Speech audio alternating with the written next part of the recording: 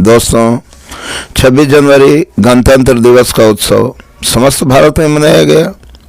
भारत के हर क्षेत्र में लोग राष्ट्र का नमन कर रहे हैं। राष्ट्रीय गान की ध्वनियाँ चारों तरफ गुंजायमान हो रही हैं। बड़े हर्ष की बात है। और इस मौके पर मैं भी चाहता हूं कि दो शब्द अपनी ओर से रखूं। तो मैं यह कहना चाहूँगा कि महाप्रलय की प्रतिध्वनियों में जहाँ की जनता सोती है, यह 26 जनवरी उन्हीं को देने आई नई चुनौती है। जब जब देश विलासिता के गोद में सोया है, जब देश के नागरिक विलासी बने हैं, तब तब आक्रमणकारियों ने देश को आक्रांत किया और देश को पददलित भी किया। अतः हम हमेशा आज प्रतिज्ञा करें कि हम विलासिता से दूर रहेंगे और साथ में हम यह बुलंदी देना चाहते हैं कि भारत का गणतंत्र दीप जलता है, जला करेगा और जग से भेदभाव का अंधियारा दूर करेगा। इस नव दीपक का प्रकाश है सबके मन को भाया और आओ स्वागत करे आज गणतंत्र दिवस भी आया। गणतंत्र दिवस फिर आया तो दोस्तों, प्रश्न यह उठता है कि हमारी स्वतंत्रता दिवस 15 अगस्त को मनाया जाता है, तो फिर गणतंत्रता दिवस 26 जनवरी को क्यों घोषित किया गया?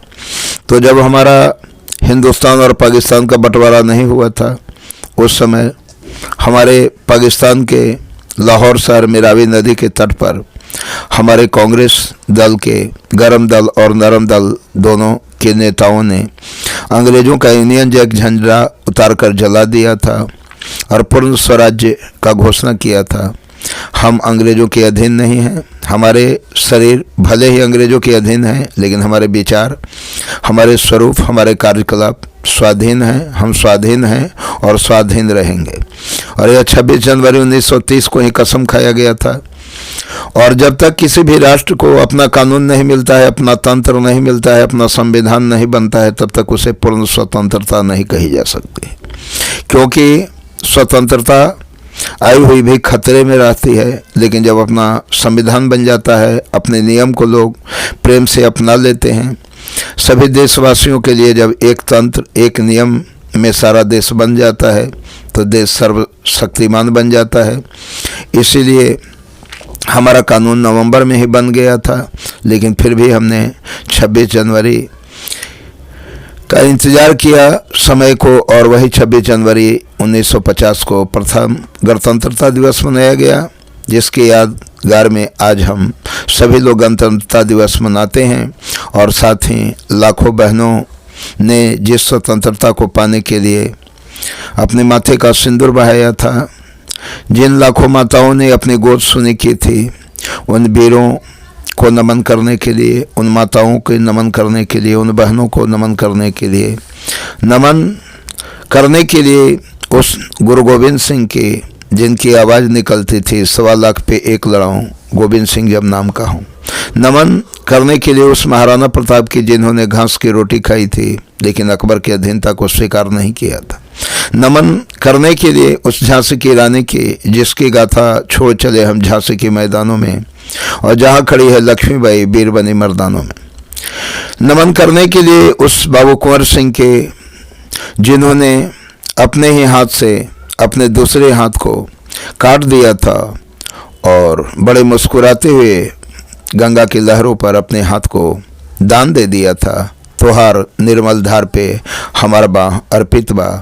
आज भी भोजपुर इलाके में लोग कुंवर सिंह की वीरता की कहानियाँ कहते हैं।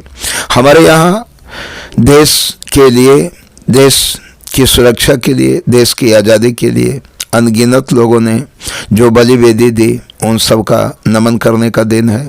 अतः हम उन शहीदों के नमन करें और देशभक्ति की ज्वाला देशभक्तों के मरने से कमती नहीं है, बढ़ जाती है, बढ़ जाता है। मान वीर का रण में बलि होने से भस्मती होती है सोने की भस्म यथा सोने से। सोने का भस्म जो है सोने से भी ज़्यादा मूल्यवान हो जाता है। उसी प्रकार से जो रण में वीर मारे जाते हैं, उनसे उनका मान सम्मान और बढ़ जाता है। इसीलिए तो कहा गया है कि शहीदों के मज़ारों पे लगेंगे हर बरस मेले, वतन पे मरने वालों का बाकी यही नशा होगा, वतन पे मरने वालों का बाकी यही नशा होगा। मातृभूमि पर जब जब संकट आएगी, मातृभूमि पर जब जब संकट गहराएंगे, हमारे भारतीयों में इतना जोश और फरोश भरा हुआ है कि भारत माँ के मुख की लाली को हमारे भारतीय अपनी जान देकर सुरक्षित रखेंगे, ऐसी आशा है। और इसी आशा और उम्मीद के साथ जय भारत, जय।